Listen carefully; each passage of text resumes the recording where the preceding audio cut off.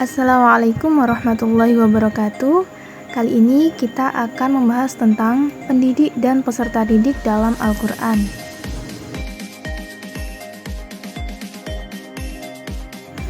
Latar belakang. Pendidikan merupakan hal yang terus berjalan bahkan sejak manusia baru saja lahir ke dunia ini. Tidak hanya di lembaga formal, pendidikan tersebut berlangsung.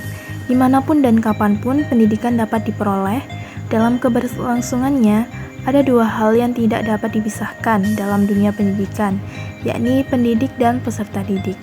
Keduanya dapat menjadi objek dan sekaligus menjadi subjek pendidikan, tergantung dari sudut mana kita melihatnya.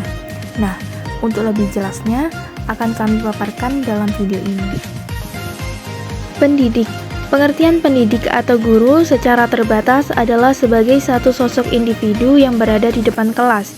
Dalam arti luas, adalah seorang yang mempunyai tugas tanggung jawab untuk mendidik peserta didik dalam mengembangkan kepribadiannya, baik berlangsung di sekolah maupun di luar sekolah. Secara etimologi, dalam konteks pendidikan Islam, pendidik disebut dengan ustadz, mu'alim, murabbi, mursyid, dan mudaris. Kelima term itu mempunyai makna yang berbeda sesuai dengan konteks kalimat, walaupun dalam situasi tertentu mempunyai kesamaan makna. Yang pertama, ustadz, yaitu guru yang profesional dan berkomitmen. Kedua, mu'allim, ahli ilmu yang mampu mentransfer pengetahuan.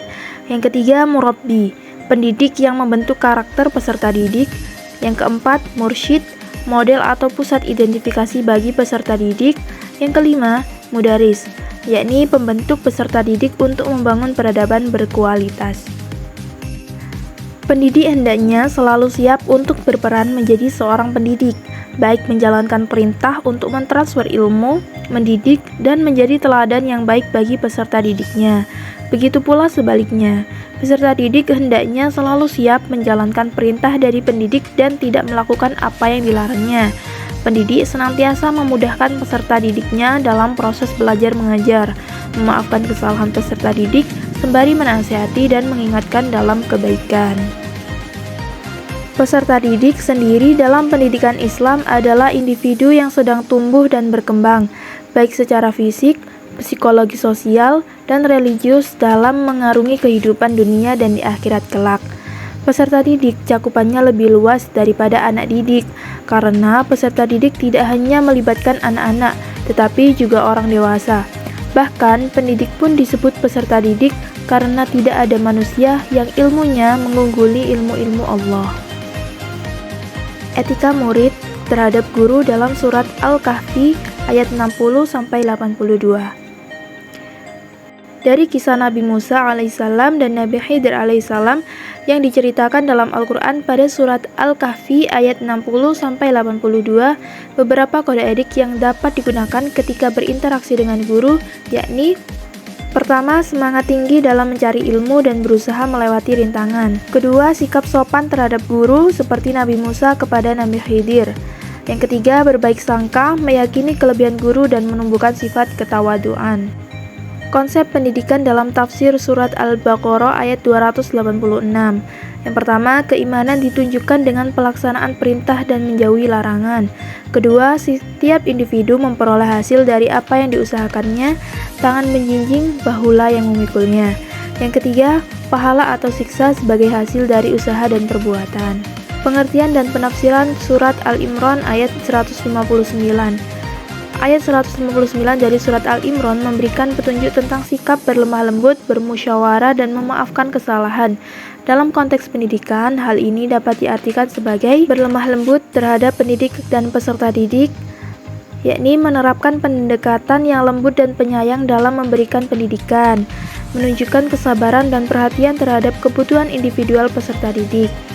Selanjutnya, bermusyawarah dalam pendidikan, yakni menggalang diskusi dan musyawarah untuk pengambilan keputusan terkait pembelajaran, menghargai masukan dari para pendidik dan peserta didik, dan yang terakhir, memaafkan kesalahan orang lain. Penafsiran surat Al-Hujurat ayat 11.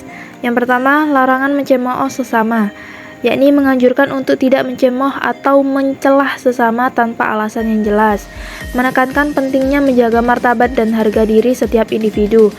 Selanjutnya, pentingnya etika dan kesopanan.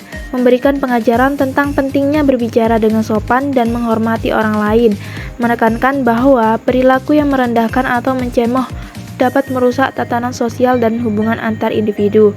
Selanjutnya, tata krama dalam beragama. Mengaitkan tata krama ini dengan hubungan terhadap Allah, Rasul-Nya, dan sesama muslim yang taat. Menegaskan bahwa tata krama berlaku tidak hanya dalam hubungan vertikal dengan Allah dan Rasul-Nya, tetapi juga horizontal dengan sesama muslim. Nah, dari beberapa pemaparan, dapat ditarik kesimpulan bahwa pendidik adalah orang yang memiliki tanggung jawab tidak hanya mentransferkan dengan ilmu pengetahuan, namun juga bertugas mendidik, mengarahkan, memotivasi, dan sebagai fasilitator bagi peserta didiknya. Peserta didik ialah mereka yang memiliki potensi, bakat, dan minat, namun masih memerlukan bimbingan dan arahan dari pendidik. Kesimpulannya, ajaran dalam surah-surah Al-Quran menegaskan pentingnya etika, adab, dan nilai-nilai moral dalam pendidikan. Pelajaran dari surat Al-Kahfi menyoroti pentingnya hubungan yang baik antar pendidik dan peserta didik. Sementara surah Al-Baqarah menekankan keterhubungan spiritual melalui doa dan ketaatan kepada Allah. Surah Al-Imran menuntun untuk berlemah lembut, bermusyawarah, dan memaafkan kesalahan, sementara surah Al-Hujurat melarang perilaku merendahkan dan mencela sesama. Secara keseluruhan, ajaran-ajaran ini membimbing menuju lingkungan pendidikan yang penuh kasih, bijaksana, dan penuh penghargaan terhadap sesama. Sekian penjelasan dari kami, kurang lebihnya mohon maaf, dan terima kasih. Wassalamualaikum warahmatullahi wabarakatuh.